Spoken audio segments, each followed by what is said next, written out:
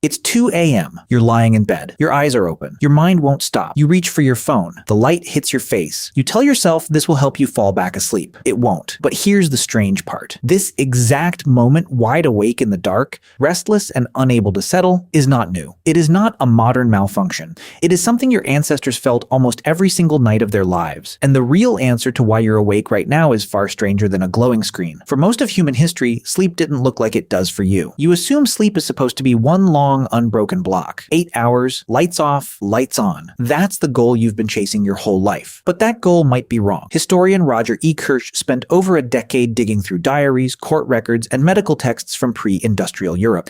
He found something odd. Hundreds of documents casually mentioned a first sleep and a second sleep. Not as a disorder, not as insomnia, as a normal, expected part of the night. People would go to bed shortly after dusk. They'd sleep for 3 or 4 hours. Then they would wake up, not in a panic, not reaching for anything. They would simply be awake in the dark for an hour or two. Then they'd drift into a second sleep until morning. What did they do during that gap? This is where it gets interesting. They prayed. They talked quietly with a partner. They thought about dreams they'd just had, since dream interpretation was taken seriously in that waking window. Some got up and tended a fire, some had sex, most just lay there in the dark with their thoughts and let their mind wander without judging it. There was no phone to check. There was no clock glowing red reminding them how few hours were left.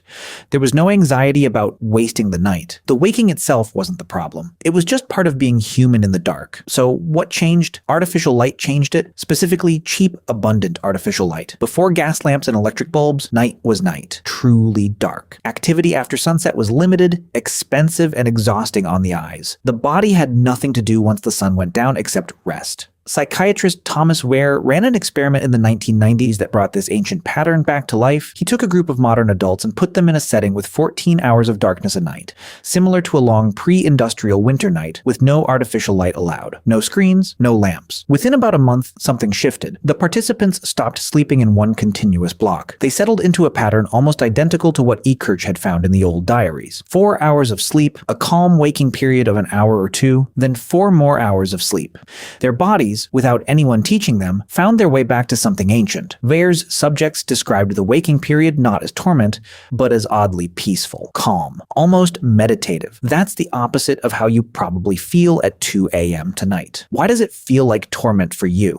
Because you've added a layer your ancestors never had to deal with. You don't just lie there. You measure yourself against an expectation. 8 hours, unbroken, or you've failed. The moment you wake up at 2 a.m., your brain doesn't think, second sleep is approaching.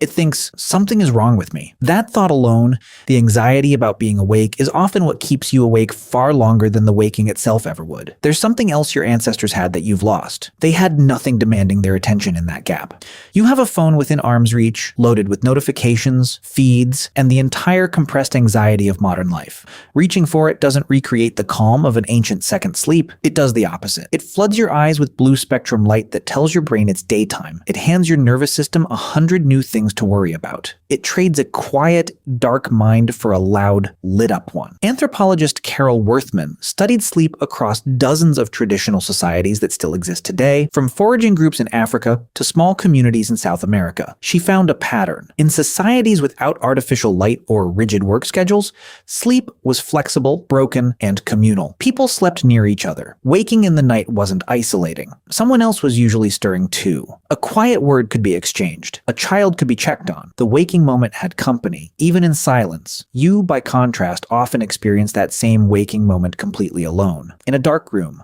with a device that pulls you further from rest, not closer to it. So what does this mean for you tonight when you can't sleep? It doesn't mean you have a disorder. For a huge number of people, especially those who wake consistently in the middle of the night and feel oddly alert rather than exhausted, this may simply be an old biological rhythm reasserting itself in a world that no longer makes room for it. Your body might be doing exactly what bodies have done for most of human history. The problem isn't the waking. The problem is what you've been taught to think about the waking and what you reach for in response to it. Ekirch's research suggests something almost comforting. If you wake at 2 a.m. and your mind is calm rather than racing, you are not broken. You're not failing at sleep. You may be doing something closer to what your ancestors did for thousands of years before electric light rewired the night into a single, rigid block.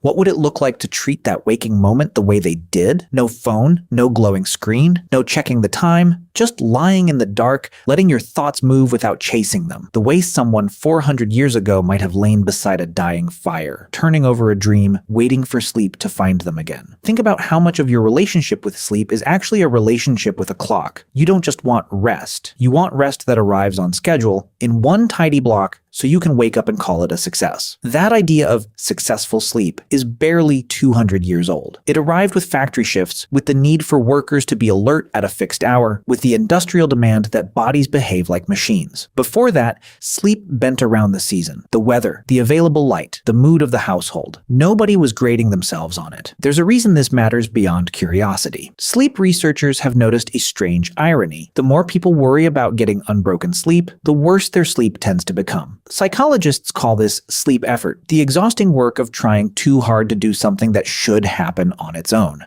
The waking itself was never the enemy. The fear of the waking is. Consider what your ancestors didn't have to fear. They didn't have a job that started at the same minute every day, judged by a manager who didn't care how the night went. They didn't have a culture that treated tiredness as moral failure, something to be fixed with caffeine and willpower. Their nights had room to breathe. Yours have been compressed into a tight, urgent window that leaves no space for the natural rhythm Ekirch and Wehr both uncovered. Even the language has shifted.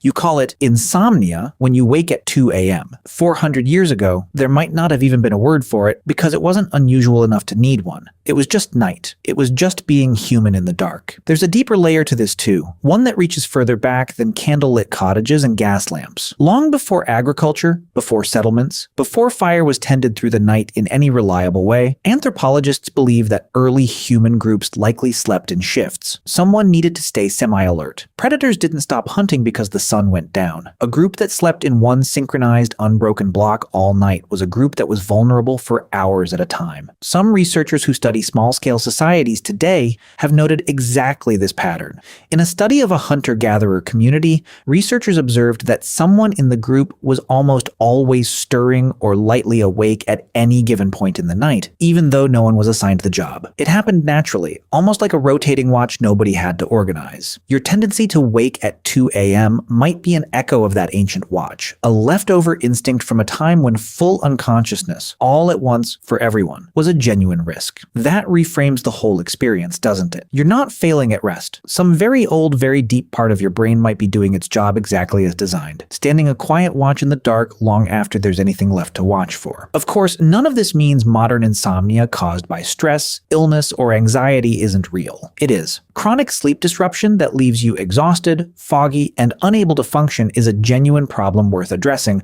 sometimes with the help of a doctor. The difference is in how the waking feels. If you wake and your mind is calm, almost meditative, the way Wehr's subjects described it, you may be touching something ancient and ordinary. If you wake and your heart is racing, your thoughts spiraling, that's a different signal, and it deserves a different kind of attention. But for the millions of people who simply open their eyes in the middle of the night, glance at the clock, and immediately spiral into anxiety about lost sleep, the science offers something rare. Permission. Permission to stop treating the waking itself as the enemy. Permission to lie there, unbothered, the way countless generations before you did, without a glowing rectangle promising distraction and delivering only more noise. What would it cost you to try it, just once? To wake in the dark and simply stay there. No light, no scrolling, no checking how many hours remain. Just the dark, your breath, and whatever drifting thought wants to surface. The same dark your ancestors sat inside for thousands and thousands of nights, long before anyone told them it was a problem. It's 2 a.m., you're lying in bed. Your eyes are open. Your mind won't stop. This time, leave the phone where it is. This isn't a malfunction, it's a memory. Your ancestors are still in there, in the dark, waiting with you.